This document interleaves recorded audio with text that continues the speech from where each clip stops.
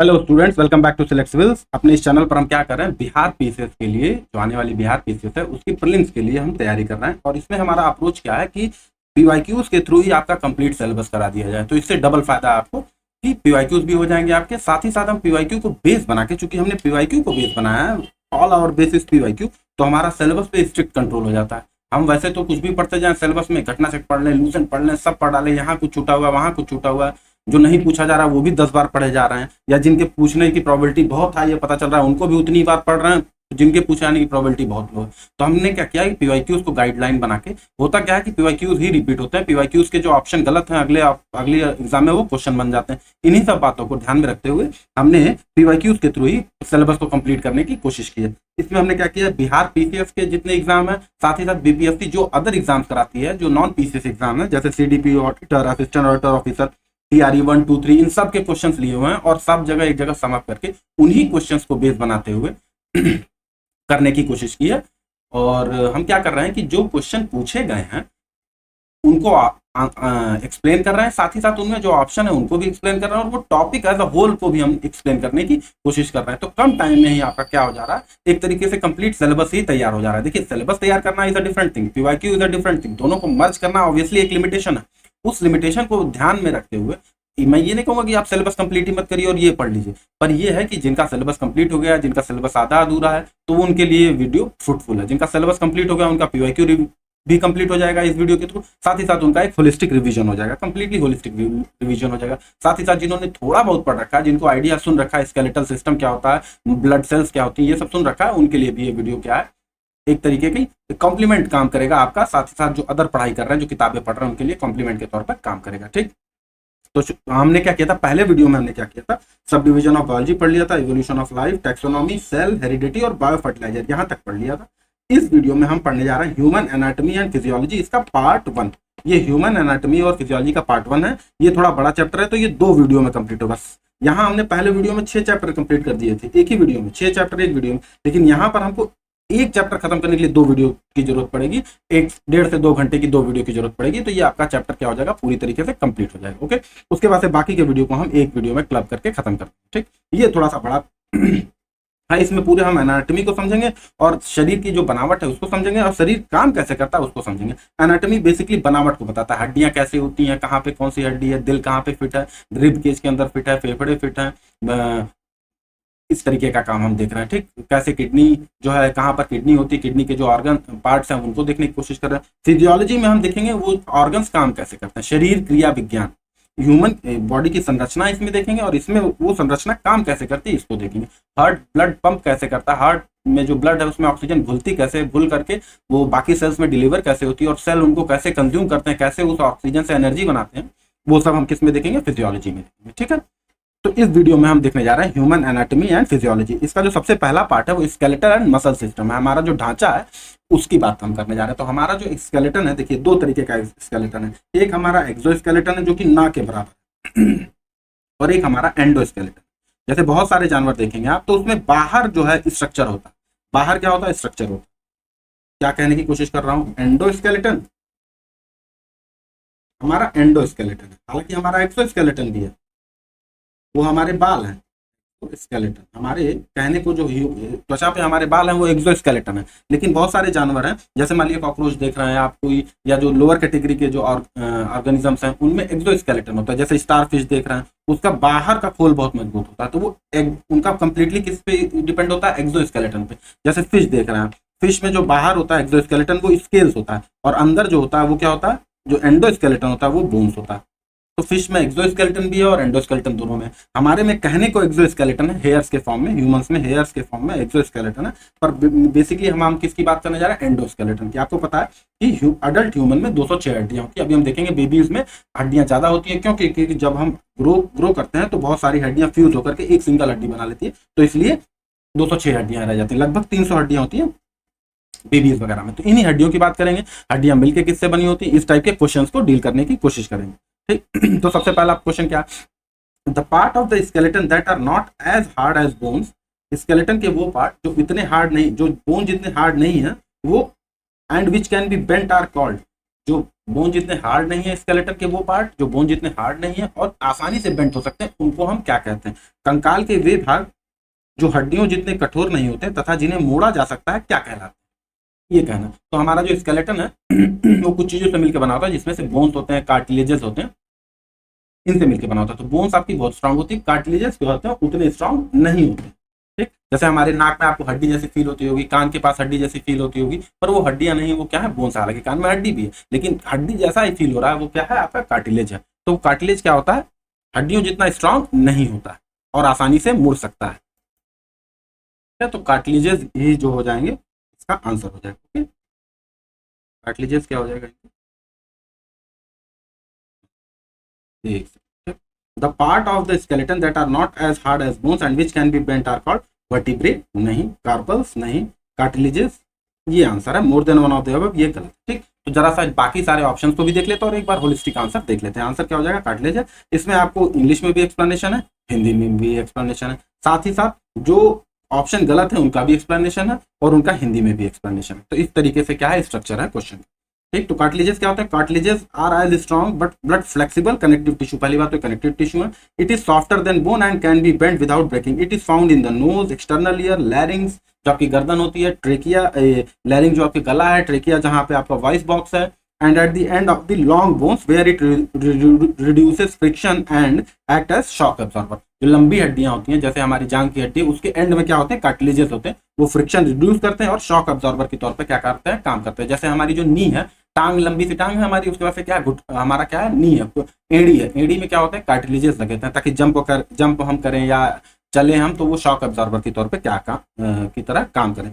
Cartilages को हिंदी में क्या कहते हैं? उपास्थि। उपास्थि बोलते हैं। उपास्थि एक मजबूत लेकिन लचीला संयोजी ऊतक है। यह हड्डियों की तुलना में कम कठोर होती है तथा आसानी से मुड़ सकती है। यह नाक, वाहकान या कंठ जिसको बोलते हैं, लैरिंग्स, श्वास नली जिसको ट्रेकिया बोलते हैं, तथा लंबी हड्डियों के सिरों में पाई जाती है, जहां यह घर्षण कम करती है और झटकों को सहन करने में सहायता करती है। ठीक, वर्टिब्रे क्या होते हैं? Vertebrae are the bones of the vertebral column. जो हमारी बैकबोन है, उनकी एक एक हड्डियों को, अभी देखेंगे उनको भी कि कितनी हड्डियां होती है वर्टिब्रे में, उनकी एक एक हड्डियों को हम क्या कहते हैं? वर्टिब्रा कहते हैं। जो वर्टिब्रल बोन है, उनकी हर एक हड्डी को क्या कहते हैं? वर्टिब्रा कहते हैं। Are the bones of the vertebral column, they are hard bones not flexible cartilages. ये कार्टिलेजेस नहीं होती, क्या होती है? हार्ड बोन्स होती हैं। कार्पल्स क्या होते हैं? Carpals are the 8 small bones of the wrist, they are hard bones. जो हमारी कलाई में जो हड्डियां होती हैं, उनको क्या बोलते हैं? कार्पल्स। जो 8 होती हैं, हर कलाई में, दोनों कलाई मिला के 8 हड्डियां होती हैं, उनको क्या बोलते हैं? कार्पल्स बोलते हैं। They are hard bones. तो इस तरीके से ये दोनों ऑप्शन क्या हो जाएंगे? गलत हो जाएंगे। विच of the following statement is incorrect about muscles in the human body. Human में जो मसल्स है उसके बारे में कौन सा स्टेटमेंट गलत है? Muscles can only push the bone, muscle works in pair, muscles become shorter, stiffer and thicker when contracted, या more than one of the above. तो कौन सा करेक्ट है? ये आपको इनकरेक्ट है, ये आपको बताना है। ठीक है, ठीक, तो इसमें जो गलत आंसर है वो क्या है? पहला। क्यों? क्योंकि मसल्स क्या होती है? केवल पुल कर सकती हैं, पुश नहीं कर सकती। मसल्स कैन ओनली पुल, ये पुश वाला क्या है? गलत। मसल्स केवल खींच सकती हैं, धक्का नहीं दे सकती। हमेशा क्या करती है? खींचने का काम करती है। हम धक्का देते हैं वो हड्डियों के सहारे करते हैं। मसल्स क्या करती हैं? खींचने में काम करती है। मसल्स वर्क्स इन पेयर, ये सही है। मसल्स हमेशा जोड़ियों में काम करती हैं। जब मसल कंट्रैक्ट होती हैं, सिकुड़ती हैं, तो वो छोटी हो जाती हैं, कठोर हो जाती हैं और मोटी हो जाती हैं। ये भी बात क्या है? सही। ठीक, तो इसको जरा देख लेते हैं। Muscles can not push bones, they can only pull them. Since muscle contract but can not actively expand, they work in antagonistic pair. ये क्या होती हैं? एक्टिवली एक्सपैंड नहीं हो सकती हैं, केवल कंट्रैक्ट हो सकती हैं। इसीलिए क्या होती है? अपोजिट, एंटागोनिस्टिक मतलब अपोजिट पेयर्स में काम करती हैं। जैसे एक मसल आगे की तरफ जाएगी तो दूसरी मसल क्या होगी? पीछे की तरफ जाएगी। When one muscle contracts and pulls the bone, the opposite muscle क्या होती है? रिलैक्स होती है। जब एक हड्डी एक मसल क्या होती है? कंट्रैक्ट होती है, तो जो उससे जोड़ी वाली मसल्स होती है वो क्या होती है? रिलैक्स होती है। Muscles can only push the, ये आंसर हो जाएगा। Muscle contains contractile proteins, muscle में कॉन्ट्रैक्ट करने वाले प्रोटीन्स होते हैं, उन प्रोटीन्स के क्या नाम है आपको बताने हैं।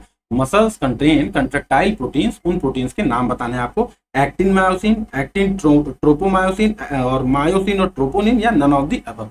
तो जो मसल में कंट्रैक्टाइल प्रोटीन होते हैं, जो मसल्स को ऐसे प्रोटीन जो मैसेज देते हैं कि मसल कंट्रैक्ट करे, उनको क्या बोलते हैं? कंट्रैक्टाइल प्रोटीन करते हैं बोलते हैं। जो मसल को संकुचित करें, संकुचनशील जो प्रोटीन होते हैं मांसपेशियों में, वो होते हैं एक्टिन या मायोसिन। क्या बोलते हैं उनको? एक्टिन या मायोसिन, वो मसल्स क्या होती है, एक्टिन या मायोसिन। अब बाकी जो दो ऑप्शन हैं उनको भी देख लेते हैं और थोड़ा सा एक्सप्लेनेशन देख लेते हैं। देखिए मैं एक्सप्लेनेशन करके आया हूं ताकि टाइम ना लगे, ज्यादा क्वेश्चन एक ही वीडियो में आपके कंप्लीट हो जाए। ठीक, muscle contraction occurs due to the interaction between contractile protein. Contractile protein के बीच में इंटरेक्शन होता है, उससे होती है। और वो कंट्रेक्टाइल प्रोटीन क्या है, एक्टिन है और मायोसिन है। According to the sliding filament theory, एक थ्योरी है, जानना नहीं है लेकिन नाम सुन लीजिए, sliding filament theory, myosin protein का जो हेड होता है binds to the actin filament. Actin protein filament के तौर पे होता है, मायोसिन का जो हेड होता है एक्टिन जो प्रोटीन होता है उसके फिलामेंट से बाइंड हो जाता है और इनवर्ड अंदर की तरफ खींचता है, causing the muscle to shorten and contract, जिससे मसल शॉर्ट होती है, छोटी होती है और क्या होती है, कंट्रोल होती है, कंट्रैक्ट होती है, सिकुड़ती है। Troponin and tropomyosin are regulatory proteins not contractile protein. ये रेगुलेट करते हैं, कॉन्ट्रैक्ट नहीं करते। एक्टिन मायोसिन करेक्ट है, these are the two contractile protein responsible for muscle contraction. Actin और ट्रोपोमायोसिन क्या होती है, इनकरेक्ट है, कंट्रैक्टाइल प्रोटीन नहीं है। ये एक्चुअली में क्या है, tropomyosin is a regulatory protein that cover the active sites on actin in a relaxed muscle. ये भी मसल्स की प्रोटीन है पर ये क्या होती है, रेगुलेटरी प्रोटीन होती है। ठीक, ट्रोपोनिन भी क्या है, रेगुलेटरी प्रोटीन है that binds the calcium ion and helps initiate muscle contraction.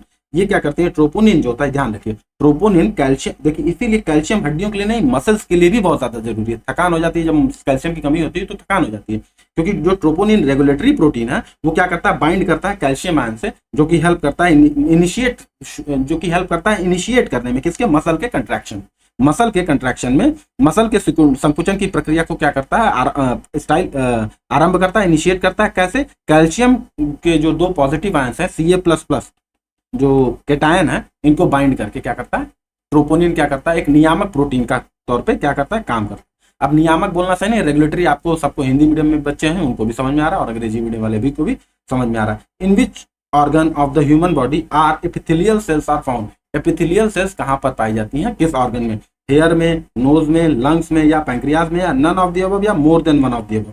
तो ये जो एपिथेलियल सेल्स होती हैं, एपिथेलियल सेल्स कवर सेल्स होती है, कवरिंग सेल्स होती है। क्या होती है, कवरिंग सेल्स, किसी चीज को ढकी रहती हैं। जैसे जो हमारी त्वचा है वो किस सेल से बनी हुई है, एपिथेलियल सेल से बनी हुई है। तो यहाँ तो स्किन पे तो ऑप्शन नहीं दिया, लेकिन हर चीज की कवरिंग होती है। आपकी नाक की जो इनर साइड है, ये नोज है, ये नोज की जो इनर साइड है, यहाँ पे भी कवरिंग लगी हुई है। आपका हार्ट है, ऐसे सपोज जो आप हार्ट समझते हो, तो इसके आउटर इनर में भी कवरिंग हुई है और आउटर में भी कवर किया हुआ। ये जो कवरिंग है ये किन सेल्स से मिलकर बनी हुई है, ये एपिथेलियल सेल्स से मिलकर बनी हुई है, इनको कवरिंग सेल्स बोलते हैं। तो ये नोज में, लंग्स में, पैंक्रियाज में भी पाई जाती हैं। तो एपिथेलियल टिश्यू या epithelial cells are the covering of body surfaces and lines the internal organs and body cavities. जो बॉडी कैविटी होती है, जैसे जो समझिए आपकी क्या है, जो स्टमक कैविटी है मान लिया, जिसमें आपका पेट फिट है, तो ये कैविटी है, इसके अंदर आपका स्टमक फिट है। तो ये जो कैविटी की लाइनिंग्स है, इसको भी कौन कवर कर रहा है, एपिथेलियल सेल्स या एपिथेलियल टिश्यू कवर कर रहा है। It is found in the knows, जिसको रेस्पिरेटरी एपिथेलियम बोलते हैं, लंग्स एल्वियोलर एपिथेलियम बोलते हैं, और पैंक्रियाज या गैंडुलर एपिथेलियम बोलते हैं। Since epithelial cells are present in more than one of the given organs, the most appropriate answer is E. तो उपकला ऊतक बोलते हैं या एपिथेलियल टिश्यू बोलते हैं। ठीक है, हेयर क्या होते हैं, hair keratinised derivative of epidermis होते हैं, एपिथेलियल टिश्यू। अब हेयर भी क्या होते हैं, एक हेयर भी अंत में निकलते किससे, एपिथेलियल टिश्यू से ही निकलते हैं, लेकिन किस फॉर्म में, केराटिनाइज्ड फॉर्म में। उनमें केराटिन जमा होता है, केराटिन एक खास तरीके का प्रोटीन होता है जो कि हेयर को बाइंड करता है। But the hair shaft itself consist of dead keratinised cells. ये निकलते उसी से हैं, लेकिन जो शाफ्ट बनी किससे होती है, केराटिनाइज्ड सेल्स से बनी होती नहीं है। जब हेयर बन जाता है तो एपिथेलियल सेल्स उसमें नहीं होती, हेयर तो डेड होता है तो सेल्स नहीं होती, उसमें क्या होता है, केराटिनाइज्ड होती है, डेरिवेटिव होती है किसकी, एपिडर्मिस या एपिथेलियल टिश्यू। नोज में होता है ये inner lining of the nose, आपको बोला है, इसको क्या बोलते हैं, रेस्पिरेटरी एपिथेलियम बोलते हैं। लंग्स में भी एल्वियोलाई, जो लंग्स में क्या होता है, एल्वियोलाई होते हैं ना छोटे छोटे, जैसे मान लिया ये लंग है, ये इसमें ब्रांचिंग है, ये आपका लंग, ये मेन थ्रोट है आपका, थ्रोट विंड पाइप है, यहाँ से आए और लंग्स क्या हो रहे हैं, ब्रांचिंग हो रहे हैं। ऐसे इधर वाला लंग है और इधर वाला लंग है, इसमें छोटे छोटे एल्वियोलाइज होते हैं, यही क्या करते हैं, एयर को एब्जॉर्ब करते हैं, एयर सैक की तरह काम करते हैं। तो इनकी भी जो लाइनिंग है, एक मतलब आप मानिए हमारे एक अंग लेफ्ट, जैसे मान लीजिए लेफ्ट फेफड़ा, ये बायां फेफड़ा, दायां फेफड़ा, दोनों में करीब 1.5 करोड़ क्या होती है, एल्वियोलाइज होती है। 1.5 करोड़ छोटी छोटी सूक्ष्म एल्वियोलाइज होती है, वो क्या करने की कोशिश करती हैं, एयर को कैच करती हैं। तो उनका भी जो कवरिंग है वो किससे मिलकर बना है, एपिथेलियम से बना। पैंक्रियाज का भी क्या करते हैं, एपिथेलियम से बना। The secretory acini and ducts of the pancreas are composed of glandular epithelial cells which produces digestive enzyme and transport secretions. ठीक, पैंक्रियाज क्या करता है, डाइजेस्टिव एंजाइम प्रोड्यूस करता है, बाइल वगैरह। तो क्या करता है कि पैंक्रियाज की जो लाइनिंग्स है उसको क्या करता है, एपिथेलियल ही कवर करता है।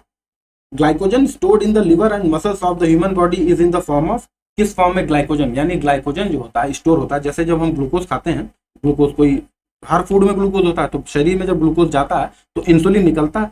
इंसुलिन इस ग्लूकोज को क्या कर देता है, ग्लाइकोजन में कन्वर्ट कर देता है, और ग्लाइकोजन हमारे लिवर में जाके क्या हो जाता है, स्टोर हो जाता है। हमारे लिवर में क्या हो जाता है, स्टोर हो जाता है। और जब हम खाना नहीं खा रहे होते और हमें एनर्जी की जरूरत होती है, तो यही ग्लाइकोजन दूसरे हार्मोन्स की से रिएक्ट करके किसमें वापस किसमें बदल जाता है, ग्लूकोज में, और हमें एनर्जी प्रोवाइड करता है। ठीक है, सॉरी एक सेकंड, बैटरी लो है मेरी, एक सेकंड, मेरी नहीं, मेरे लैपटॉप की बैटरी लो है। तो ग्लाइकोजन जो होता है लिवर में स्टोर हो जाता है, और पूछ रहा है किस फॉर्म में स्टोर हो जाता है, पॉलीसैकेराइड में, सॉरी मोनोसैकेराइड में, पॉलीसैकेराइड में, या प्रोटीन के फॉर्म में, या more than one of the above, या नन ऑफ द अबव। तो जो ग्लाइकोजन होता है वो हमारी बॉडी में पॉलीसैकेराइड, सॉरी मोनोसैकेराइड नहीं, पॉलीसैकेराइड के फॉर्म में स्टोर हो जाता है। मानव शरीर के यकृत एवं मांसपेशियों में संचित, ओके एक बात और, लिवर में तो ग्लाइकोजन होता भी है, साथ ही साथ कहाँ लिवर में स्टोर होता है, और साथ ही साथ कहाँ स्टोर होता है, हमारे मसल्स में भी स्टोर होता है। संचित ग्लाइकोजन हमारे कहाँ होता है, मसल्स में भी स्टोर होता है जाकर के। किस फॉर्म में, ग्लाइकोजन। तो ग्लाइकोजन क्या होता है, समझिए ग्लूकोज का ही एक तरीके का डेरिवेटिव है। तो ग्लूकोज मोनोसैकेराइड्स होते हैं, पॉलीसैकेराइड के क्या होते हैं, बहुलक होते हैं। तो मोनो हो सकते हैं, जब एक टाइप के ग्लूकोज लगा हुआ है तो उसको मोनोसैकेराइड बोलेंगे। कई टाइप के ग्लूकोज के मॉलिक्यूल्स हैं, डिफरेंट टाइप के, उसको क्या बोलेंगे, पॉलीसैकेराइड। तो लेकिन जो ग्लाइकोजन है उसमें कई टाइप के ग्लूकोज के वो होते हैं, मॉलिक्यूल्स लगे होते हैं, इसीलिए इनको क्या बोलते हैं, पॉलीसैकेराइड। सैकेराइड बोले तो शक्कर से सैकेराइड वर्ड आया। Glycogen is the storage form of carbohydrate in animals. जो हम कार्ब लेते हैं या एनर्जी या ग्लूकोज लेते हैं, वो उस ग्लाइकोजन के फॉर्म में स्टोर होता है। Mainly stored in liver and skeletal muscles. जो स्केलेटल मसल्स हैं उनमें स्टोर होता है। It is highly branched polysaccharide made up of thousands of glucose. Glucose खुद मोनोसैकेराइड है, units link together. When the body requires energy, glycogen is broken down into what, glucose। जब वापस आवश्यकता होती है तो विघटित होकर क्या प्राप्त होता है, हमें ग्लूकोज प्राप्त होता है। मोनोसैकेराइड्स क्या होते हैं, monosaccharides are the simplest carbohydrate, सबसे सरल कार्बोहाइड्रेट होते हैं, consisting of single sugar unit such as glucose, fructose और गैलेक्टोज। ये इनको याद रखना है, ग्लूकोज, फ्रक्टोज और गैलेक्टोज क्या है, आपके मोनोसैकेराइड है। ये क्या होता है, सबसे सिंपलेस्ट कार्बोहाइड्रेट होते हैं, सबसे सिंपलेस्ट शुगर होती है एक तरीके से आप कह सकते हैं, consisting of single sugar unit. Carbohydrate किससे मिलकर बने होते हैं, शुगर से। अगर वो शुगर यूनिट सिंगल उससे बनी हुई है तो उसको क्या, उस कार्बोहाइड्रेट को हम क्या बोलेंगे, मोनोसैकेराइड बोलेंगे। पॉलीसैकेराइड क्या होता है, जैसे glycogen is the branch polysaccharide that serves as the storage carbohydrate in animals. Protein तो दूसरी चीजें जानते हैं, प्रोटीन भी क्या होते हैं, पॉलीमर्स ही होते हैं। ये सब भी क्या है, पॉलीमर्स हैं। लेकिन किसके पॉलीमर है, प्रोटीन किसका पॉलीमर है, अमीनो एसिड्स का। And are involve in body building, enzyme formation, hormone production and other physiological function. आपको पता है ये प्रोटीन कितना इंपॉर्टेंट है, बॉडी को तो बनाता ही है, साथ ही साथ एंजाइम, जो जरूरी एंजाइम है बॉडी में उनको भी फॉर्म करता है, हार्मोन का प्रोडक्शन करता है, और जो शरीर से रिलेटेड फंक्शन है उनको भी कौन करता है, यही करता है, प्रोटीन है। How many pairs of nerve arise from the spinal cord. Spinal cord से कुल कितनी नर्व्स अराइज होती हैं, आपको ये बताना है। ठीक, 12, 13, 31, 33 या 12। ओके, तो इसका क्या आंसर हो जाएगा, इसका आंसर हो जाएगा 31। ओके, इसका आंसर हो जाएगा 31। मेरु रज्जु, जिसको स्पाइनल कॉर्ड बोलते हैं, से कितनी जोड़ी तंत्रिकाएं निकलती हैं, तो इसका आंसर हो जाएगा 31। थोड़ा सा देख लेते हैं इसको। The spinal cord gives rise to 31 pairs of spinal nerves. These nerves emerge from the spinal cord. जो हमारी मेन स्पाइनल कॉर्ड है, ऐसे जो गर्दन के पास से ऐसे लगी होती है हड्डी, इसके बीच में से स्पाइनल कॉर्ड जाती है, और ये इमर्ज होती है किस तरह, अलग अलग डायरेक्शन में। तो टोटल कितने पेयर्स में, 31 पेयर्स में इमर्ज होती है। कुछ क्या होती हैं, सेंसरी होती हैं, और कुछ मोटर होती हैं। कोई चीज सेंस करती है, जैसे आपको गर्म हुआ तो आपको सबसे पहले, जैसे किसी गर्म चीज पे हाथ रख दी तो पहले तो आपको सेंस होगा ना गर्म हुआ, और फिर आप उस हाथ को हटाएंगे। तो सेंस करने के लिए जो नर्व्स होती है उनको एफरेंट नर्व या सेंसरी नर्व बोलते हैं, और जो उस सेंस से एक्शन करने के लिए जो नर्व होती हैं उनको मोटर नर्व बोलते हैं, या बायो के टर्म में बोल रहे हैं एफरेंट नर्व। एफरेंट क्या होती है, सेंस करने के लिए होती है, और एफरेंट क्या होती है, नर्व्स क्या होती है, एक्शन करती हैं। तो पहले ये सेंस हुआ, फिर क्या हुआ, एक्शन। तो दोनों टाइप की नर्व्स किससे निकलती हैं, और ये दोनों कितने टाइप की होती है, कुल मिला के कितनी नर्व्स होती है, 31। मेरु रज्जु से 31 जोड़ी स्पाइनल तंत्रिकाएं निकलती हैं। ये तंत्रिकाएं अंतर कशेरुकी छिद्रों, इंटरवर्टिब्रल फॉर्मिना, छोटे छोटे, ये जो आपको स्पाइनल कॉर्ड बताया ना, इसमें जा रही है। अब ये हड्डी है, लेकिन इसमें बीच बीच में छोटे छोटे छेद होते हैं, इन्हीं को क्या बोलते हैं, इंटरवर्टिब्रल फॉर्मिना। इंटरवर्टिब्रल फॉर्मिना बोलते हैं, अंतर कशेरुकीय छिद्र बोलते हैं। यहीं से ये नसें क्या होती है, निकलती हैं। इसमें से एक जोड़ी नस की होती है एफरेंट, यानी कि जो सेंस करती है, और एक क्या होती है, एफरेंट होती है, जो एक्शन करती है। इफरेंट और एफरेंट। एफरेंट होती है सेंसरी और इफरेंट होती है मोटर। ठीक, पहले आप सेंस करेंगे तब तो काम करेंगे। कुछ लोग होते हैं बिना सेंस किए काम करते हैं, तो ये तो ऑप्शन एक्सप्लेन करने का कोई मतलब है नहीं। The number of teeth that are developed twice in the life time of human being is, उन दांतों की संख्या जो 2 बार डेवलप होती है वो कितनी है, आपको बताना है। कि the number of teeth that are developed twice in the life time of human being is 4, 12, 20 या 28। कितने दांत, नंबर ऑफ दांत जो है 2 बार डेवलप होते हैं, तो ये 20 दांत होते हैं। याद रखिए 20 दांत, टोटल हमारे 32 दांत होते हैं। इन 32 में से 20 दांत जो होते हैं 2 बार निकलते हैं। ठीक, हम डाइफोडाइंट हैं, द्विबार दंती हैं। हम ऐसे जीव हैं जिनके दांत 2 बार निकलते हैं, एक बचपन में, फिर वो 20 जो है नए दांत से रिप्लेस हो जाते हैं। लेकिन जो 12 हमारे मोलर्स होते हैं, जो मोलर होते हैं, जो जिससे आप चबाते हैं, वो 6 ऊपर और 6 नीचे, 6 ऊपर के जबड़े में और 6 नीचे के जबड़े में, वो डेवलप 2 बार नहीं होते, एक ही बार डेवलप होते हैं। तो बच गए जो 20 दांत, वो क्या होते हैं, 2 बार डेवलप होते हैं। हम डाइफोडेंट हैं, हम डाइफोडेंट ह्यूमन बींग से, आपको याद रखना है। Humans are diphyodont meaning they develop 2 sets of teeth during their lifetime. The first set consist of 20 deciduous milk which later replaced by 20 permanent teeth. The permanent molars, जो permanent 12 permanent molars हैं, 12 molars हैं, 6 ऊपर के जबड़े में और 6 नीचे के जबड़े में, वो रिप्लेस नहीं होते, मिल्क टीथ को रिप्लेस नहीं करते हैं, और इरप्ट ओनली ट्वाइस, वंस, एक भी बार इरप्ट होते हैं, एक ही बार निकलते हैं। Therefore 20 teeth are develop twice, इसीलिए 20 दांत क्या होते हैं, जीवन में 2 बार विकसित होते हैं। आपको ये ध्यान रखने की कोशिश करनी है। ओके,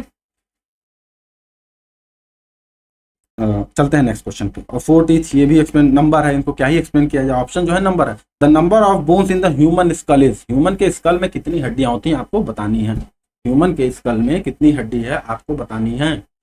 28, 30, 32 या 40। The number of bones in human skull is, तो आपको पता होना चाहिए, पढ़ा ही होगा आपने, जो नंबर ऑफ बोन्स है ह्यूमन स्कल में वो होती है 28। तो मानव खोपड़ी में हड्डियों की संख्या कितनी होती है, 28 होती है। उसमें क्या होता है, 8 जो होती है क्रेनियल बोन्स होती है, जिनसे हमारा दिमाग ढका होता है, जो दिमाग कवर करते हैं। ठीक, खोपड़ी में 14 फेशियल बोन्स होती हैं, हमारे जो चेहरे में, चीक में मिला करके ये होती है 14 फेशियल बोन्स, और 6 क्या होती है, ऑडिटरी ऑसिकल्स होती है, ऑडिटरी ऑसिकल्स। इनको क्या बोलते हैं, जो कान में हड्डियां होती है, तो 3-3 हर एक कान में होती है, तो कुल मिला के 6 हड्डियां कान में होती हैं, 14 हड्डियां कितनी होती हैं, चेहरे में होती है, और 8 हड्डियां किसमें होती है, खोपड़ी में होती है। तो कुल मिला के 14, 26 और ये कितनी होगी, 28। तो हमारे बोन्स में कितनी हड्डियां होती हैं, 28। तो human scale consist of 28 bones, 8 cranial bones होती हैं, 14 फेशियल बोन्स होती है, और 6 क्या होती है, ऑडिटरी ऑसिकल्स होती है, ईयर बोन्स होती है। इसी में जो मिड ईयर में हमारे बोन होता है वो सबसे छोटा होता है, are considered together. These bones protect the brain, support the face and assist in hearing. ये हड्डियां क्या करती हैं, हमारे ब्रेन को प्रोटेक्ट करती हैं, और फेस को सपोर्ट करती हैं, और सुनने में मदद करती हैं। ठीक, अभी एक्सप्लेनेशन नंबर से इनको क्या ही एक्सप्लेन किया जाए। The leg bone in the human body is hollow है, पोरस है, सॉलिड है, या रिवेट है। ठीक, मानव शरीर की पैर की हड्डी कैसी होती है, तो जो मानव शरीर की पैर की हड्डी होती है वो हॉलो होती है, खोखली होती है। कैसी होती है, हॉलो, खोखली। पोरस मतलब होता है छिद्रयुक्त, छिद्रयुक्त नहीं होती है। ठीक, तो ह्यूमन लेग जो होता है, ध्यान दीजिए, मैं समझाने की कोशिश कर रहा हूँ। तो इसमें 2 हड्डी होती है, फीमर, जैसे फीमर जांग की हड्डी, और टिबिया, जो आपके नीचे, घुटने के नीचे जो हड्डी होती है उसको क्या बोलते हैं, टिबिया बोलते हैं।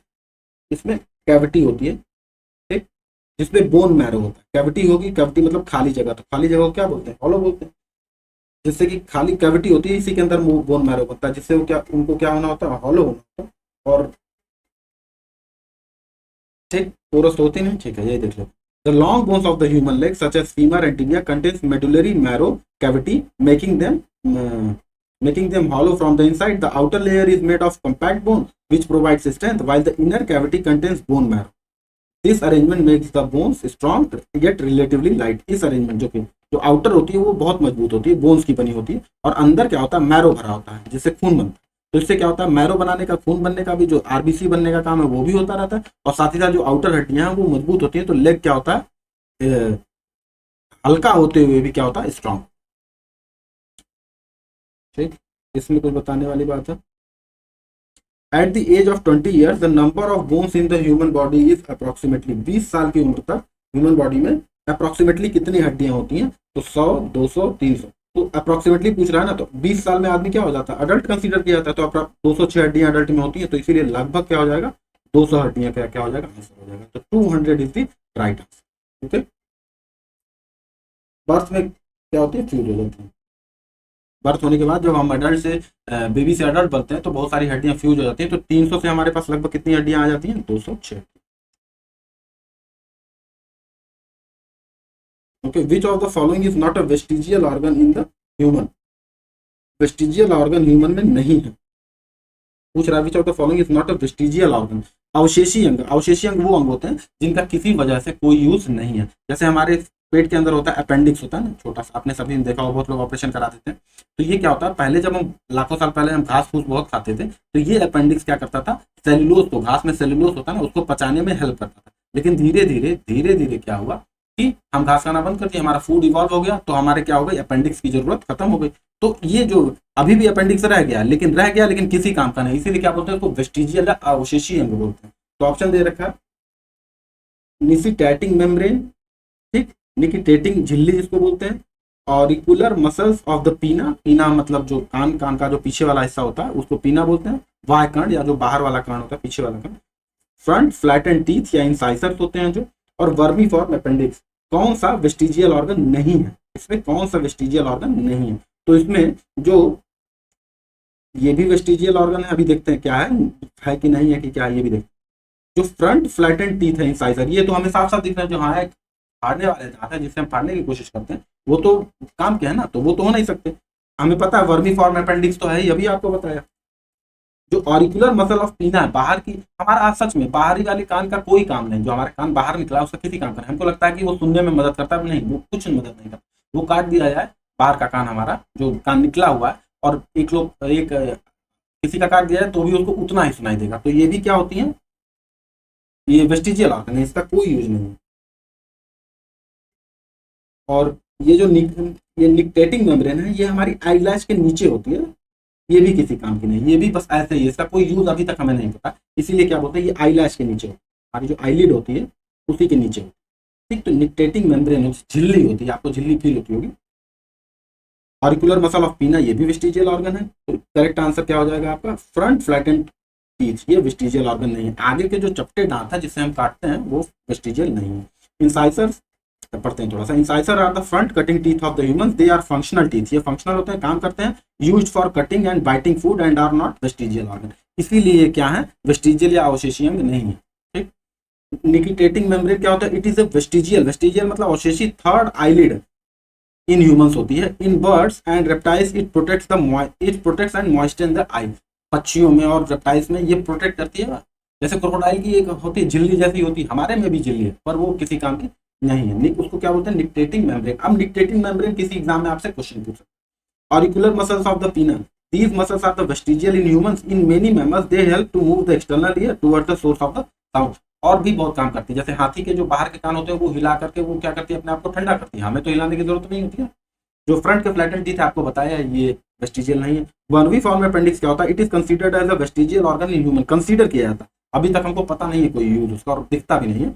Although it has some immune function, कुछ लोग कहते हैं कि कुछ इम्यूनिटी से रिलेटेड फंक्शन है, लेकिन इसका ओरिजिनल जो कि डाइजेस्टिव रोल था वो इसका खत्म हो चुका है। लेकिन जो हर्बीवोरस हैं, जो गाय भैंस वगैरह हैं, इनमें जो अपेंडिक्स जो होता है वो बहुत हेल्प करता है घास को पचाने में, घास में सेलुलोस होती है ना, सेलुलोस आसानी से पचती नहीं।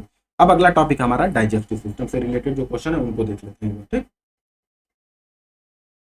इन the human system insulin control the metabolism of, insulin किसके मेटाबॉलिज्म को कंट्रोल करता है, तो इंसुलिन करता है फैट के मेटाबॉलिज्म को, फैट को पचाने में, कार्बोहाइड्रेट को, प्रोटीन को, न्यूक्लिक एसिड को, या नन ऑफ द अबव। तो इंसुलिन जो करता है वो क्या करता है, कार्बोहाइड्रेट को पचाने की मेटाबॉलिज्म में हेल्प करता है, कार्बोहाइड्रेट या ग्लूकोज जिसको सिंपली से बोलते हैं उसको हेल्प करता है। तो ठीक, इंसुलिन क्या होता है, इंसुलिन निकलता कहाँ से, इंसुलिन बीटा सेल्स, एक बीटा सेल्स होती है, किसमें होती है, हमारे पैंक्रियाज में बीटा सेल्स होती हैं। पैंक्रियाज का एक ऑर्गन होता है आइलेट्स, ध्यान दीजिए, आइलेट्स ऑफ लैंगरहैंस, ये पैंक्रियाज के अंदर एक पार्ट होता है, उसमें क्या होती है, बीटा सेल्स होती है। यही बीटा सेल्स इंसुलिन नाम का एक क्या निकालती है, हार्मोन निकालती है, हार्मोन। और ये हार्मोन, ये इंसुलिन किसका बना होता है, प्रोटीन का बना होता है, ये एक तरीके इंसुलिन क्या है, प्रोटीन और किस फॉर्म कैसा काम करता है, ये हार्मोन का काम करता है और ये कार्बोहाइड्रेट के मेटाबॉलिज्म को कंट्रोल करता है। कार्बोहाइड्रेट मतलब ग्लूकोज के मेटाबॉलिज्म को कंट्रोल करता है, इंसुलिन कंट्रोल करता है। निकलता कहाँ से, पैंक्रियाज से। पैंक्रियाज में कहाँ से निकलता है, आइलेट्स ऑफ लैंगरहैंस से निकलता है और वहां से कहाँ से निकलता है, बीटा सेल्स से निकलता है। ठीक, आइलेट ऑफ लैंगरहैंस जो कि पैंक्रियाज के अंदर होती है, उनमें बीटा सेल्स होती है जो कि क्या निकालते हैं, इंसुलिन निकालते हैं। इंसुलिन एक क्या है, प्रोटीन है और किस तरीके से काम करता है, हार्मोन की तरीके से काम करता है। किसको रेगुलेट करने में, कार्बोहाइड्रेट को रेगुलेट करने में। तो इसका आंसर क्या हो जाएगा, कार्बोहाइड्रेट। ठीक, अब ये करता क्या, insulin is the hormone secreted by the beta cells of the pancreas. कहां से, islets of Langerhans. It primary function is to regulate carbohydrate metabolism by lowering blood glucose levels. अब ये क्या होता है, हम खाना खाए, ब्लड ग्लूकोज बढ़ गया हमारे शरीर में। अब ध्यान दीजिए, ग्लूकोज हमारे खून में बहुत ज्यादा रहे, बहुत देर तक रहे तो शरीर के लिए अच्छा नहीं होता। तो फट से ग्लूकोज, जो एक्स्ट्रा ग्लूकोज है, अब देखिए शरीर में ग्लूकोज आया, ब्लड में ग्लूकोज गया, अब ज्यादातर ग्लूकोज को ब्लड क्या करती है, सेल्स तक पहुंचा देती है और सेल्स उन ग्लूकोज का एनर्जी बनाने में यूज कर लेते हैं। लेकिन एक्स्ट्रा ग्लूकोज बढ़ गया, जो सेल एक्सेप्ट नहीं कर रहा है, वो ब्लड में अगर घूमता रहा तो बहुत हार्मफुल होता है। तो क्या करता है इंसुलिन, क्या करता है इंसुलिन, ब्लड को, उस ब्लड में जो ग्लूकोज है उसको किसमें कन्वर्ट कर देता है, ग्लाइकोजन में। और ग्लाइकोजन में कन्वर्ट करके कहाँ स्टोर कर देता है, आपको बताया था पिछले में, लिवर में और स्केलेटल मसल्स में, मांसपेशियों में स्टोर कर देता है। और जब जरूरत होती है उनको फिर से ग्लूकोज में कन्वर्ट करके फिर से किसके पास भेज देता है, सेल्स के पास भेज देता है। इन्हीं लोगों में जिनमें इंसुलिन रेजिस्टेंस हो जाता है, तो क्या करता है, ग्लूकोज को ग्लाइकोजन में कन्वर्ट ही नहीं कर पाता, तो उनके ब्लड शुगर में क्या होता है, उनके ब्लड में शुगर लगातार ग्लूकोज घूमती रहती है। ठीक, तो इसी को क्या बोलते हैं, डायबिटीज बोलते हैं। ठीक, और ग्लाइकोजन में लीवर और मसल्स में स्टोर हो जाता है। ठीक, फैट क्या होता है, insulin also influences fat metabolism by promoting fat storage, but its primary role is in carbohydrate metabolism. Fat के भी स्टोरेज में हेल्प करता है, लेकिन इसका प्राइमरी रोल जो है किसमें है, कार्बोहाइड्रेट तो बता ही दिया। Insulin promotes protein synthesis but it's not primary responsible for, protein के मेटाबॉलिज्म के रिस्पॉन्सिबल नहीं। प्रोटीन के सिंथेसिस में इंसुलिन का काम है, शरीर में प्रोटीन के सिंथेसिस में इंसुलिन का रोल होता है, लेकिन उसके मेटाबॉलिज्म में कोई रोल नहीं होता। न्यूक्लिक एसिड, डीएनए वगैरह, जो डीएनए जिससे बनता है, deoxyribonucleic acid. Insulin has no primary role in nucleic acid metabolism. Nucleic acid के मेटाबॉलिज्म में इंसुलिन का कोई रोल नहीं। अगला क्वेश्चन क्या है, energy is stored in the liver and muscles in the form of, किस फॉर्म में स्टोर होती है, ग्लाइकोजन में। कई बार बता चुके हैं आपको। ठीक, एनर्जी जो है ग्लाइकोजन के फॉर्म में स्टोर हो जाती है। Glycogen is the storage form of glucose. Glucose का स्टोरेज फॉर्म क्या है, ग्लाइकोजन है। ग्लूकोज को क्या बोलते हैं, कार्बोहाइड्रेट। एनिमल्स में it is stored mainly in the liver and skeletal muscles and serves as the readily available source of energy when the body requires glucose. जब भी हम बहुत देर से खाना नहीं खाते हैं और हमें एनर्जी चाहिए होती है, तो ग्लाइकोजन जो होता है वो वापस जो लिवर में स्टोर है वो किसमें फिर से कन्वर्ट हो जाता है, ग्लूकोज। ठीक, विच organ of the human body is affected by typhoid fever. Typhoid fever से कौन सा ऑर्गन इफेक्ट होता है, आपको बताना है, lung, spinal cord, body joints या इंटेस्टाइन। तो जो हमारी आंत होती है, ध्यान दीजिए, जो हमारी आंतें होती हैं वो टाइफाइड से अफेक्ट होती हैं। ठीक, टाइफाइड जो होता है एक बैक्टीरिया होता है, इसको बोलते हैं सैल्मोनेला। सैल्मोनेला टाइफी नाम के एक बैक्टीरिया से क्या होता है, टाइफाइड फीवर होता है, सैल्मोनेला टाइफी नाम के। और ये किसको इफेक्ट करता है, प्राइमरली किसको इफेक्ट करता है, इंटेस्टाइन को। ठीक, इंटेस्टाइन में भी क्या होती है, पायस पैचेस होती है, एक ऑर्गन होता है, एक खैर नहीं जानना। ठीक, इससे क्या होता है, अल्सर वगैरह हो जाता है, पेट में दर्द होता है, मरोड़ होता है। ठीक, और क्या होता है, धीरे धीरे ये टाइफाइड जब एक बार इंटेस्टाइन में आ जाता है तो फिर ब्लड के रास्ते और ऑर्गन को भी इफेक्ट कर सकता है। तो टाइफाइड लंग्स में भी हो सकता है, लेकिन मेनली किसमें होता है, टाइफाइड फीवर। टाइफाइड फीवर किसको इफेक्ट करता है, इंटेस्टाइन को। ठीक, typhoid fever is caused by the bacterium Salmonella typhi. The infection primarily affect the small intestine, specially the pierce patches of the ilium. Small intestine में ilium होता है। सब small intestine के 3 पार्ट हैं, उसमें से एक पार्ट का नाम है इलियम। इसी में क्या होता है, पायर्स पैचेस होते हैं, इन्हीं को इफेक्ट करता है, जिससे कि क्या होता है, बुखार होता है, एब्डोमिनल पेन होता है, इंटेस्टिनियल अल्सर्स होते हैं, अल्सर हो जाते हैं आंत में। इट में later spread through blood stream to other organs, और बाद में ये अदर ऑर्गन्स में भी स्प्रेड कर जाता है। लंग्स को इफेक्ट नहीं करता, स्पाइनल कॉर्ड को इफेक्ट नहीं करता है।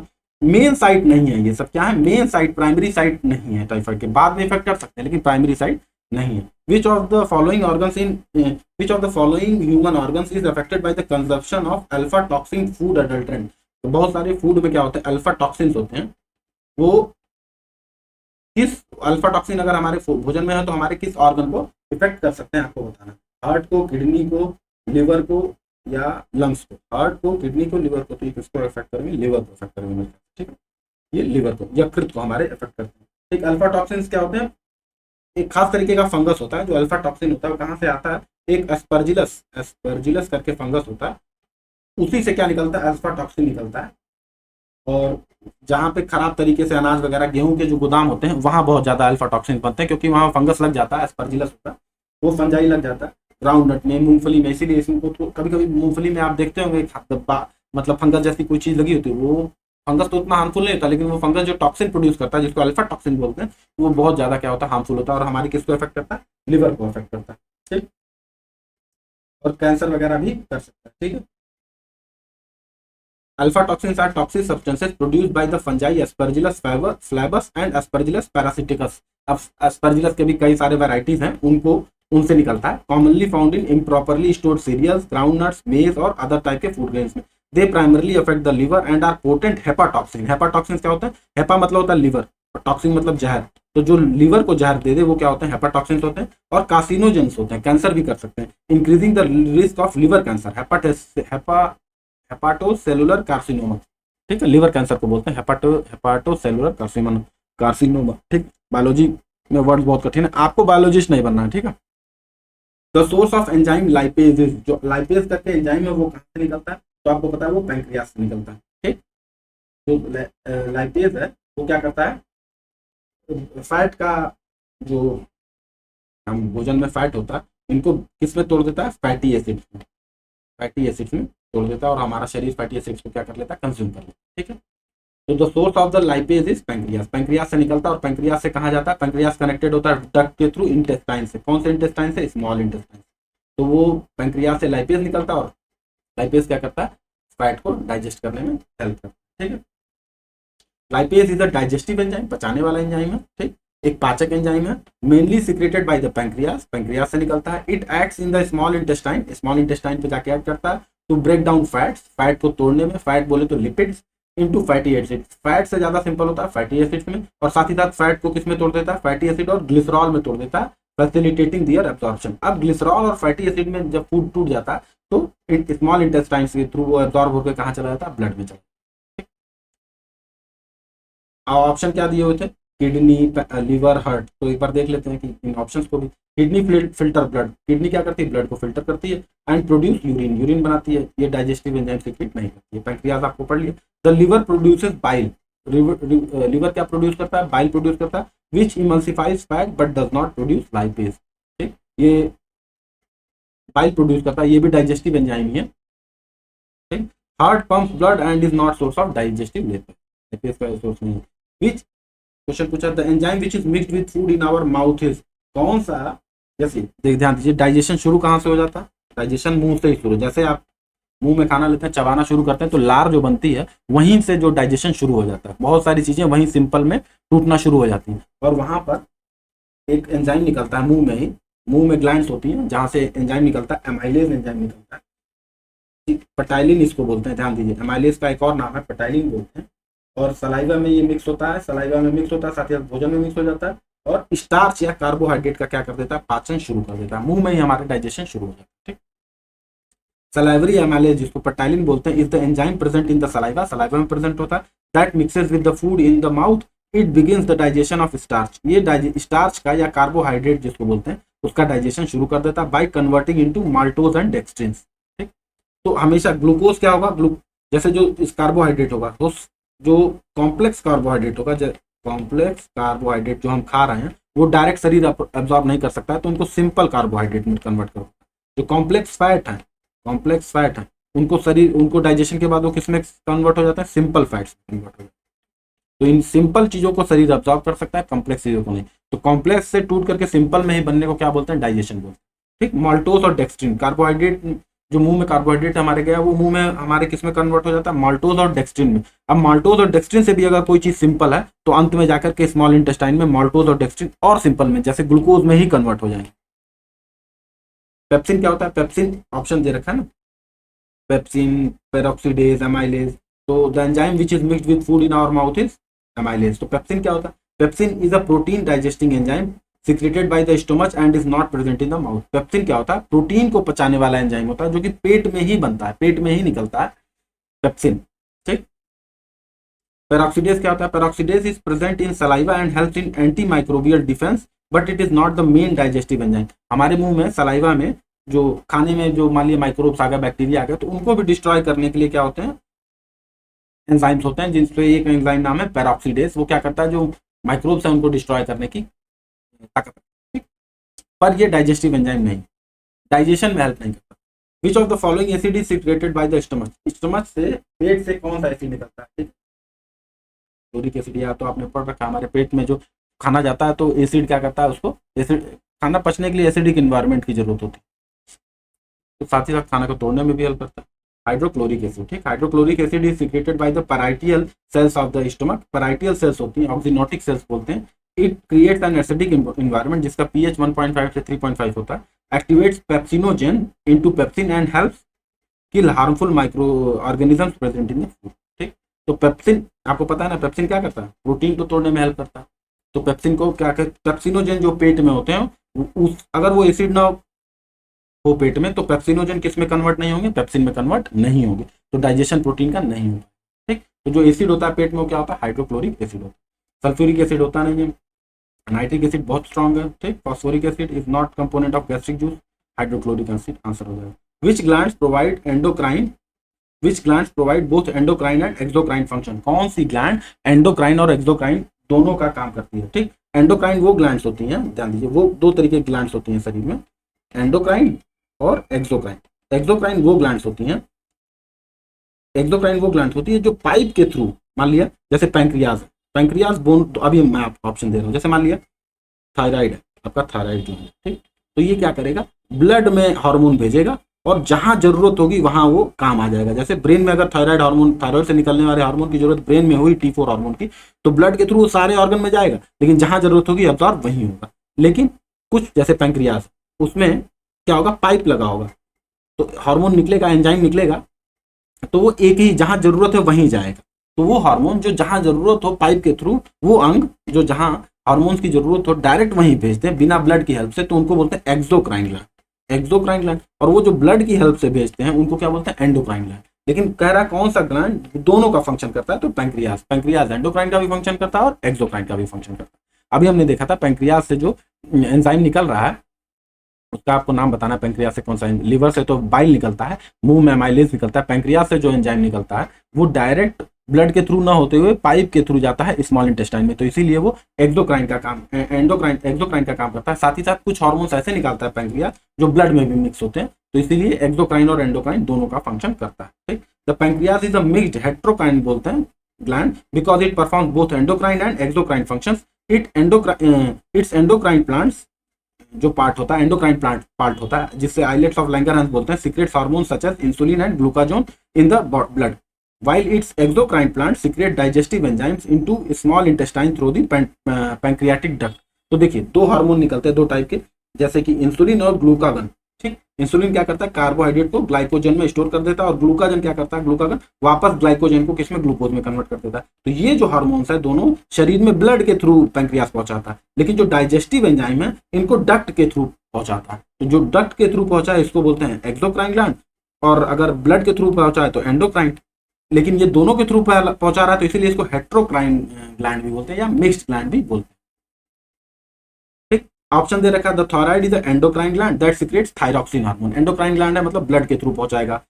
ठीक। कौन कौन से हार्मोन निकालता है? T4 और T3 याद रखना है। और साथ ही साथ कैल्सिटोनिन नाम का भी एक हार्मोन निकालता है। It has no exocrine function नहीं है। एड्रीनल ग्लैंड क्या करता है? The adrenal gland is an endocrine gland that secretes hormone such as adrenaline, cortisol and aldosterone. It has no exocrine function. Adrenaline gland क्या होता है? जब भी जोश आ जाता है तो ये सब कहां से निकलता है? एड्रीनल ग्लैंड, किडनी के ऊपर एक ग्लैंड होती है, इसको एड्रीनल ग्लैंड बोलते हैं। पैंक्रियाज क्या करता है? पैंक्रियाज दोनों तरीके के, एक एंडोक्राइन ग्लैंड के तौर पे भी काम करता है और एक्सोक्राइन ग्लैंड के तौर पे भी काम करता है। Which part of the alimentary canal receives bile from the liver? Biles जो लिवर से बाइल आता है वो कहाँ जाता है? ठीक। स्टमक में, इसोफेगस में, स्मॉल इंटेस्टाइन में या लार्ज इंटेस्टाइन? इसोफेगस किसको बोलते हैं आपको पता है ना? इसोफेगस बोलते हैं किसको? जो हमारा फूड पाइप होता है उसको इसोफेगस बोलते हैं। तो जो एलिमेंट्री कनाल का वो पार्ट जो बाइल रिसीव करता है लिवर से, वो है स्मॉल इंटेस्टाइन, छोटी आंत। ठीक, bile is produce by the liver and stored in the gall bladder. Bile produce होता है किसमें, लिवर में, स्टोर कहाँ होता है, गॉल ब्लैडर में। It is release into the duodenum, जो फर्स्ट पार्ट है, इलियम, ड्यूडेनम और जूजिनम, 3 पार्ट होते हैं। उसके फर्स्ट पार्ट में, ड्यूडेनम में, the first part of the small intestine through the common bile duct, एक डक्ट होता है, पाइप होता है, उसके थ्रू क्या होता है, गॉल ब्लैडर से कहाँ जाता है, वो स्मॉल इंटेस्टाइन में जाता है। ठीक, bile helps in the emulsification of fats making them easier to digest by lipase. ठीक, पहले बाइल क्या करता है, इमल्सिफाई कर देता है, चिकना बना देता है किसको, फैट्स, मतलब इमल्सिफाई मिक्स कर देता है। और बाद में जो लाइपेज होता है पैंक्रियास से निकलता है, लाइपेज आपको पूछा था तो यही आंसर हो जाएगा इसका, लाइपेज एंजाइम होता है, वो फैट्स को क्या कर देता है, डाइजेस्ट कर देता है। Stomach receive food from the oesophagus but does not receive bile, Biles नहीं रिसीव करता, बाइल्स कहाँ जाता है, स्मॉल इंटेस्टाइन। ठीक, large intestine mainly absorbs water and salt and does not receive bile. Large जब पूरा खाना बच जाता है तो उसमें जो कोई अगर सॉल्ट है या वाटर है वो बच गया, जो पच नहीं पाए, उनको लार्ज इंटेस्टाइन अब्सॉर्ब करके वापस शरीर में भेज देता है। Which of the following is not an endocrine gland, thyroid, pituitary, lacrimal, या more than of the above, या नन ऑफ द अबव। कौन सा एंडोक्राइन ग्लैंड नहीं है आपको बताना है। तो लैक्रीमल ग्लैंड जो है, लैक्रीमल, जो जिससे आंसू निकलते हैं हमारे, वो बाहर निकलते हैं, ब्लड में तो जाते नहीं कि आंसू ब्लड में चले जाते हैं।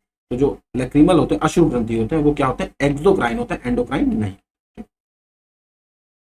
Lacrimal gland. Okay, thyroid gland तो आपको बता ही दिया, पिट्यूटरी बता दी। The pituitary is the master endocrine gland regulating the activity of several other endocrine gland. Pituitary हमारे दिमाग में होता है और ये मास्टर एंडोक्राइन ग्लैंड होता है, इसको बोलते हैं मास्टर एंडोक्राइन ग्लैंड। इसलिए बोलते हैं क्योंकि और ग्लैंड को ये कंट्रोल करता है, हार्मोन तो निकालता है, लेकिन और जो हार्मोन निकालने वाले ग्लैंड होते हैं उनको कंट्रोल करता है, इसीलिए इसको क्या बोलते हैं, मास्टर एंडोक्राइन ग्लैंड बोलते हैं। लेकिन जो पिट्यूटरी को कंट्रोल करता है उसको बोलते हैं हाइपोथैलेमस। एक और ग्लैंड होता है जो खुद, पिट्यूटरी तो सबको कंट्रोल करता है, लेकिन पिट्यूटरी को जो कंट्रोल करता है उसको बोलते हैं हाइपोथैलेमस। इसीलिए हाइपोथैलेमस का एक और नाम है master of the master gland, master of the master gland, क्योंकि ये पिट्यूटरी का मास्टर है और पिट्यूटरी बाकी का मास्टर है, तो इसीलिए इसको क्या बोलते हैं, किसको, हाइपोथैलेमस को master of the master gland. Lacrimal gland जो अश्रु ग्रंथि है वो क्या है, एक्सोक्राइन ग्लैंड। आते हैं विटामिन एंड न्यूट्रिशन पे। विच of the following is mostly carbohydrate, wheat, barley, rice, मेज। ये बड़ा वो है, हालांकि कार्बोहाइड्रेट तो सारे हैं, लेकिन सबसे ज्यादा कार्बोहाइड्रेट किसमें पाया जाता है, rice. Rice is the serial grain with the highest carbohydrate content containing about 75 to 80% carbohydrate, mainly starch. Rice में क्या होता है, स्टार्च ही होता है, और स्टार्च सबसे स्ट्रॉन्ग फॉर्म ऑफ क्या है, कार्बोहाइड्रेट है। It is therefore considered the richest source of carbohydrates among the given option. Wheat में नहीं होता है। ह्यूमन बॉडी आपको पता है लगभग 70% क्या होती है, वाटर होती है। ये सब सरल क्वेश्चन है। Human body, pellagra is caused by deficiency of which of the following vitamin, किन विटामिन की डिफिशियंसी से पेलाग्रा होता है आपको बताना है। तो पेलाग्रा जो होता है आपको बताना है कि विटामिन ए की कमी से होता है, विटामिन बी की कमी से होता है, विटामिन B3 की कमी से होता है, डी से क्या होता है, या विटामिन B1 से। तो पेलाग्रा जो होता है विटामिन B3 की कमी से होता है। ठीक, पेलाग्रा जो होता है विटामिन B3 की कमी से होता है। तो आपको बताना है pellagra is caused by deficiency of which of the following, vitamin A, vitamin B3, vitamin D, या विटामिन B1। तो विटामिन B3 की कमी से पेलाग्रा नाम का रोग होता है। Pellagra is caused by the deficiency of vitamin B3 या नियासिन जिसका साइंटिफिक नेम है, और इट्स प्रिकर्सर ट्रिप्टोफैन। पहले ट्रिप्टोफैन करके एक मॉलिक्यूल होता है, वही किस में कन्वर्ट हो जाता है, विटामिन B3 में। तो इन अगर इसके प्रिकर्सर या ट्रिप्टोफैन या नियासिन की कमी हो गई तो आपको पेलाग्रा हो जाएगा। It is characterise by 3 Ds। Pellagra जो रोग है वो 3 Ds से करेक्ट होता है, सॉरी 3 Ds याद रखने हैं पेलाग्रा में। डर्मेटाइटिस होता है, आपको त्वचा रोग हो सकता है, डायरिया हो सकता है, और डिमेंशिया हो सकता है अगर पेलाग्रा हो गया। तो ये 3 Ds जो होते हैं, इफ लेफ्ट अनट्रीटेड इट में लेड टू डेथ, जिसको 4D बोलते हैं। तो 3D तो होता है नॉर्मल में, अगर ट्रीट नहीं किया गया पेलाग्रा को तो 4D में कन्वर्ट हो जाता है। जिस 4D जो होता है, जो चौथा D होता है वो क्या होता है, डेथ। तो डर्मेटाइटिस, डायरिया और डिमेंशिया हो जाएगा।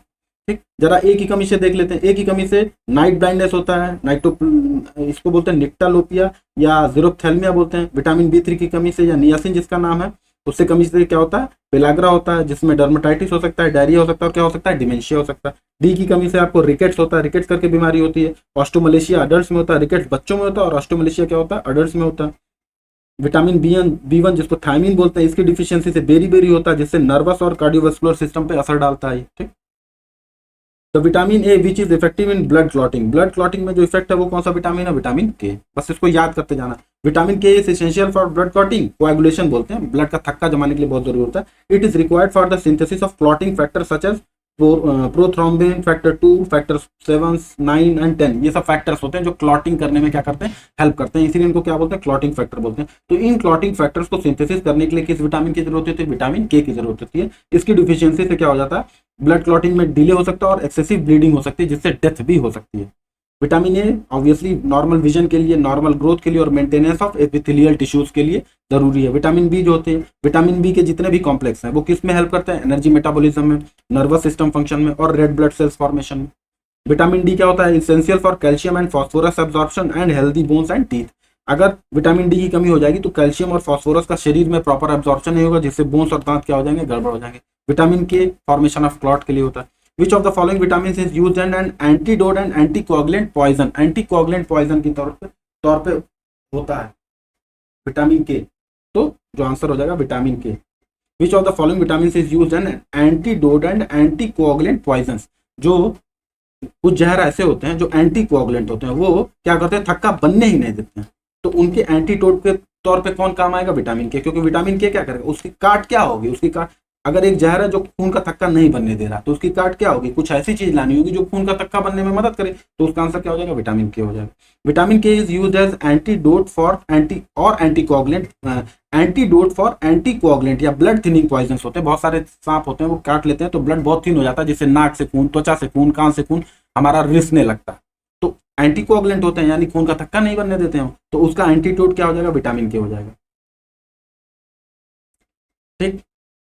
तो वॉरफेरिन वगैरह होते हैं, क्या होते हैं, एंटीकोगुलेंट होते हैं। अगर वॉरफेरिन आपके शरीर में चला गया तो क्या हो जाएगा, बहुत सारे रोडेंट में, चूहे वगैरह में भी होते हैं। It restores the synthesis of vitamin K dependent clotting factors in the liver, thereby helping to stop excessive bleeding. ठीक। विटामिन के क्या करता है, क्लॉटिंग फैक्टर्स को रिस्टोर करता है। क्लॉटिंग फैक्टर 2, 7, 9, 10, जैसे अगर ये आ गया कि 2, 7, 9, 10, अगर ये प्रीफिक्सेस हैं तो ये किसके लिए हैं, प्रोटीन के लिए हैं, विटामिन के लिए हैं, किसके, या क्लॉटिंग फैक्टर्स हैं, क्या है, तो आप क्या बताएंगे, clotting factors. Vitamin A essential, फिर से वही हो गया। इन the human body vitamin A is stored in, vitamin A कहाँ पर स्टोर होता है आपको बताना है। विटामिन ए स्टोर होता है कहाँ पर, लिवर में, स्किन में, लंग में या किडनी में। तो आपको पता है ना, ए डी ई के, ए डी ई के जो है ये फैट सॉल्युबल विटामिन है, ये फैट में घुल जाते हैं। तो जो विटामिन फैट में घुल जाते हैं वो शरीर में स्टोर हो सकते हैं, शरीर के जो चर्बी है उसमें जाके स्टोर हो जाएंगे।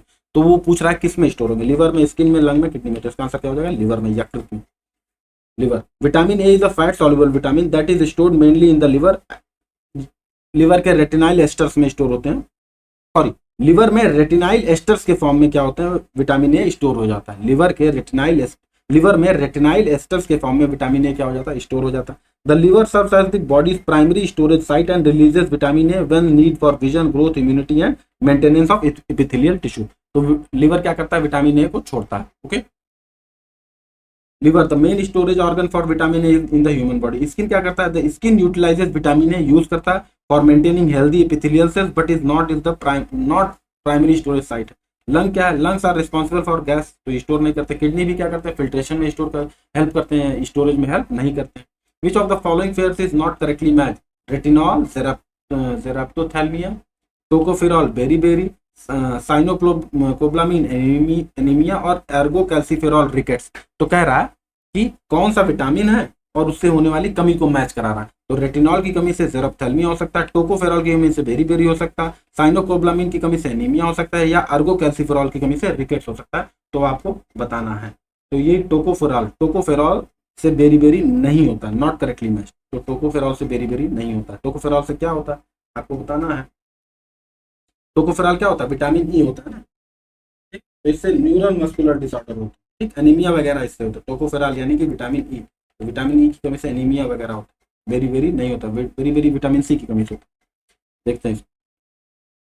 Tocopherol is vitamin E and it's deficiency is mainly associated with the neuromuscular disorder haemolytic anaemia, specially in infants, बच्चों में, and reproductive problem. Vitamin E की कमी से रिप्रोडक्टिव प्रॉब्लम हो सकते हैं, हेमोलिटिक एनीमिया हो सकता है बच्चों में, न्यूरोमस्कुलर डिसऑर्डर हो सकता है एडल्ट्स में।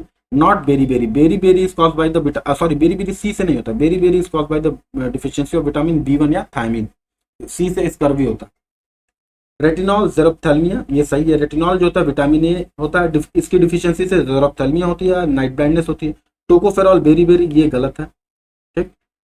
साइनोक्रोब्लामिन एनीमिया होता है, साइनोक्रोब्लामिन बोले तो विटामिन B12 है। कॉजेज मेगलोब्लास्टिक पेरिनीशियस एनीमिया, कई टाइप के एनीमिया होते हैं, तो विटामिन B12 की कमी से या साइनोक्रोब्लामिन की कमी से एनीमिया होता है। आर्गोकैल्सिफेरॉल क्या होता है, विटामिन D2 होता है, इसकी कमी से रिकेट्स हो सकता है। सही है। Which of the following vitamin is known as ergocalciferol, तो विटामिन D2 अभी देखा है ना, विटामिन D2 को क्या बोलते हैं, आर्गोकैल्सिफेरॉल। Argocalciferol is the chemical name of vitamin D2. It is produced from the ergosterol in the plants and fungi when exposed to ultraviolet light. Vitamin D2 helps in the absorption of calcium, phosphorus, promoting healthy bones and teeth. कहाँ से produce होता है, अर्गोकैल्सिफेरॉल होता है ना, और produce कहाँ से होता है, अर्गोस्ट्रॉल से प्रोड्यूस होता है। कैसे प्रोड्यूस होता है, अर्गोस्ट्रॉल के कन्वर्जन से प्रोड्यूस होता है। और अर्गोस्ट्रॉल जो है प्लांट्स और फंजाई में बनता है जब अल्ट्रावायलेट रेस पड़ती हैं। Vitamin D2 ergocalciferol is the chemical name of vitamin D2, तो ये सही है। सही है।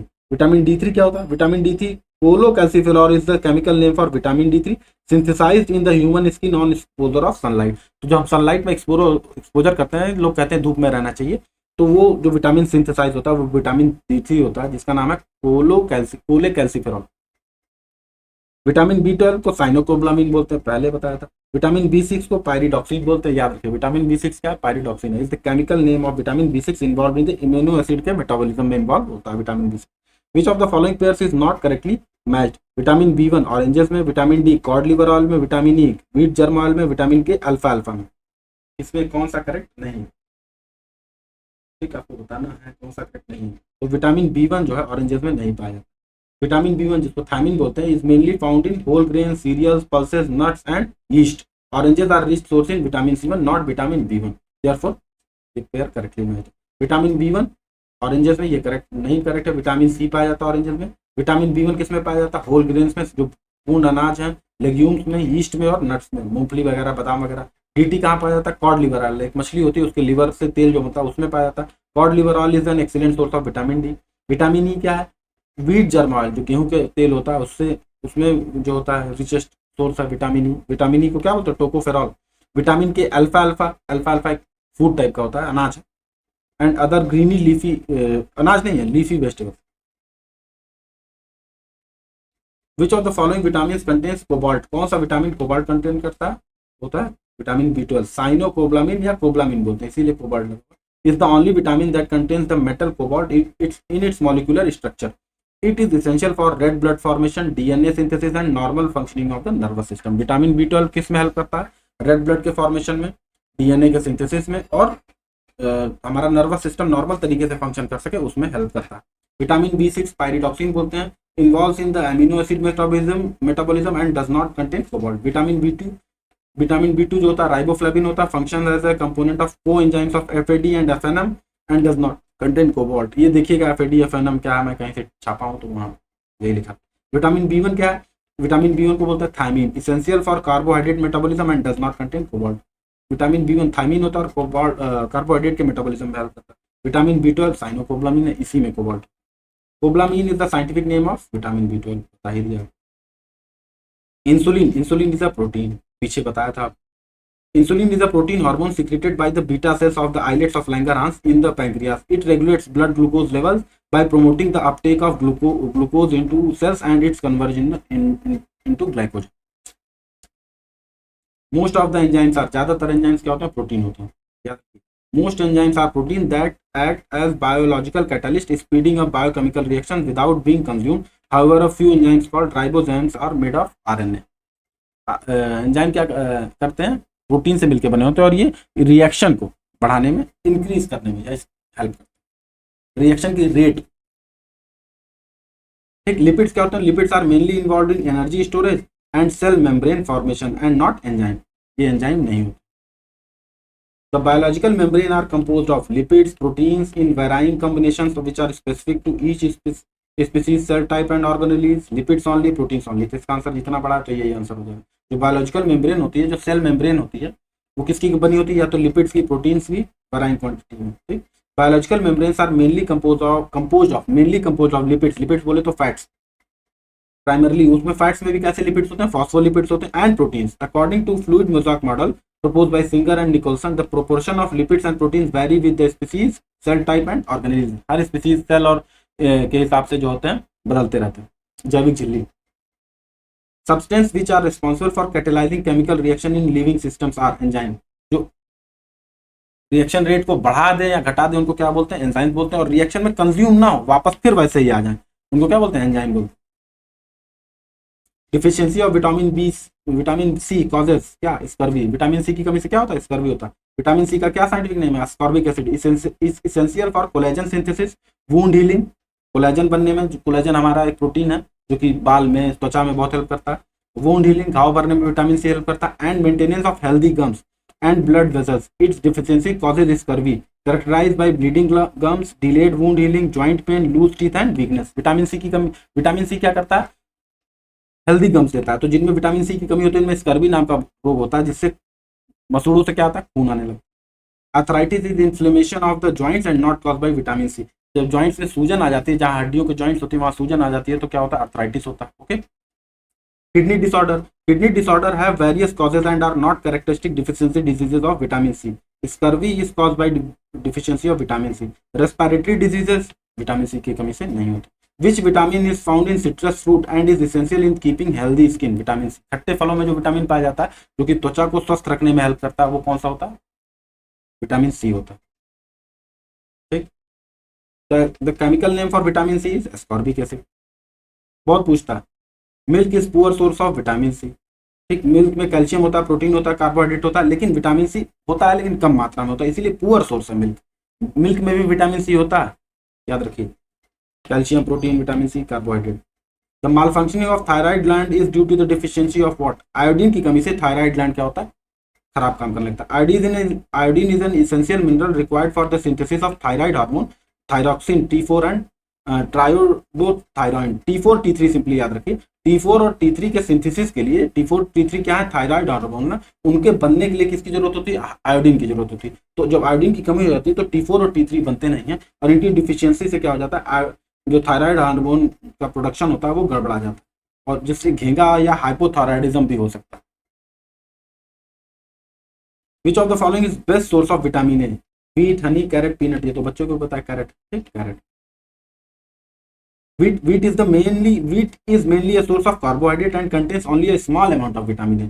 Honey is primarily composed of sugars and is not significant source of vitamin A. Honey mainly किसका होता है, शुगर का होता है। कैरेट होता है बीटा कैरोटीन जो होता है। ठीक।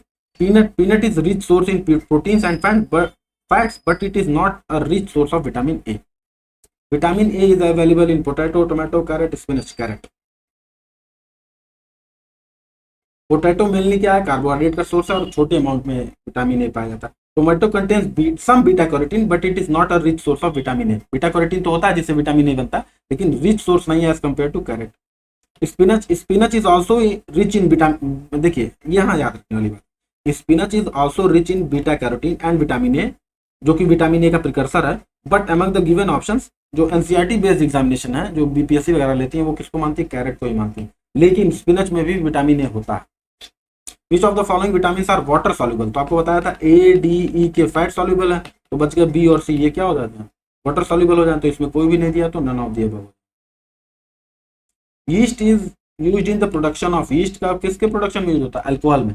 जो अल्कोहल स्टार्च या कार्बोहाइड्रेट से बनती है, गेहूं वगैरह से, तो जब घोल देते हैं पानी में तो उसमें ईस्ट डाल देते हैं। तो ईस्ट क्या होती है, एक जीव होता है, तो शुगर को खा करके, जो शुगर मौजूद होता है गेहूं में, उसको खा करके अल्कोहल बनाते हैं, ईस्ट हो जाएगी। ईस्ट जिसको बेसिकली सैक्रीमाइसिस इसिवर्सी इसका साइंटिफिक नेम है, इज अ यूनिसेलुलर फंगस होता है used in the fermentation of sugars to produce alcohol. Fermentation करके वो क्या प्रोड्यूस करता है, अल्कोहल या एथेनॉल एंड कार्बन डाइऑक्साइड। जब वो खाता है तो शुगर प्रोड्यूस, अल्कोहल प्रोड्यूस होता है, और साथ ही साथ CO2 गैस बनती है। शुगर वो ईस्ट क्या कर देता है, फर्मेंटेशन करके अल्कोहल और CO2 में कन्वर्ट कर देता है। तो फर्मेंटेशन क्या होता है, शुगर का अल्कोहल और कार्बोहाइड्रेट में टूट जाना, ये क्या होता है, कहलाता है फर्मेंटेशन।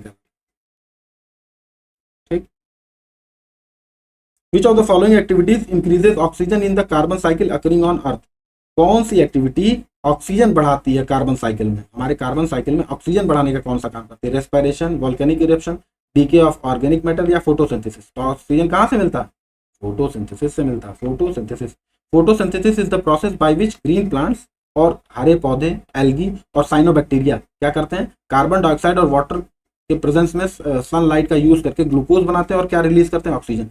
देखिए दुनिया का 80 से 85% ऑक्सीजन, पूरी दुनिया में जो भी ऑक्सीजन है वो पेड़ पौधों या algae से नहीं निकलता, बल्कि साइनोबैक्टीरिया, जो छोटे छोटे साइनोबैक्टीरिया होते हैं जिनको फाइटोप्लैंक्टन बोलते हैं, समुद्र में पाए जाते हैं, दिखते भी नहीं नेकेड आई से, उनसे बनता है। ठीक, तो साइनोबैक्टीरिया क्या करते हैं, जो हवा में कार्बन डाइऑक्साइड है, जो पानी है और सनलाइट का यूज करके ग्लूकोज बनाते हैं और ऑक्सीजन रिलीज करते हैं। किस प्रोसेस के थ्रू, फोटोसिंथेसिस के प्रोसेस के through. During expiration the diaphragm becomes, expire जब हम सांस छोड़ते हैं, एक्सपिरेशन तो डायफ्राम कैसा होता है, ऊपर आ जाता है, तो डोम शेप्ड हो जाता है। ठीक, during expiration exhalation the diaphragm relaxes and moves upward, जब सांस छोड़ते हैं तो डायफ्राम ऊपर जाता है और becoming dome shape. This decreases the volume of the thoracic cavity, increases the intrapulmonary pressure and forces air out. इससे क्या होता है, एयर प्रेशर कम होता है और एयर क्या हो जाती है, बाहर निकल जाती है। During normal respiration in mammals the diaphragm is arched, flattened, sunken या मोर आर्च्ड, मुड़ी हो जाती है, डोम शेप्ड। आर्च का एक और नाम क्या है, डोम, ऐसे आर्च बन जाती है। किस टाइम में, normal respiration.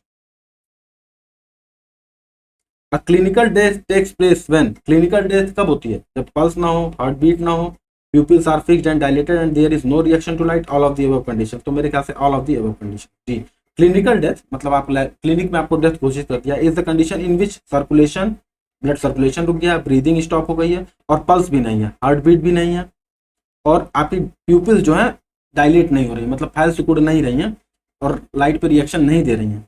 If immediate cardiopulmonary resuscitation is not provided, clinical death may progress to biological death। clinical death हुई है अभी, लेकिन अगर CPR नहीं दिया गया, cardiopulmonary resuscitation, okay, my God, cardiopulmonary resuscitation is not provided, clinical death may result into biological death। अगर नहीं दिया गया, जल्दी से हाथ से जो छाती को दबाते हैं, नहीं दिया गया तो किस में बदल जाएगी, बायोलॉजिकल डेथ में बदल जाएगी। क्लिनिकल मृत्यु जो होती है जैविक रूप में कन्वर्ट हो सकती है। In how many steps CO2 release in aerobic respiration, कितने स्टेप्स में CO2 रिलीज होती है एरोबिक रेस्पिरेशन में, जब स्वस्थ। ओके, जरा सा इसको देख लेते हैं। In how many steps CO2 release in aerobic respiration, 1 6 3, तो 3 स्टेप में रिलीज होती है। सबसे पहले क्या होता है, ऑक्सीडेटिव डीकार्बोनाइजेशन ऑफ पाइरुवेट होता है। पाइरुवेट किसमें, खैर मत समझिए, छोड़िए, 3 स्टेप याद रखना, ये थोड़ा कठिन क्वेश्चन। ठीक, इस तरीके से एनाटॉमी और फिजियोलॉजी का पहला लेक्चर कंप्लीट होता है और बाकी के लेक्चर हम बाकी के क्वेश्चन हम दूसरे वीडियो में देखेंगे। Thanks for watching, have a nice day, और लाइक करिए, शेयर करिए, सब्सक्राइब करिए। ठीक है, thanks for watching, have a nice day.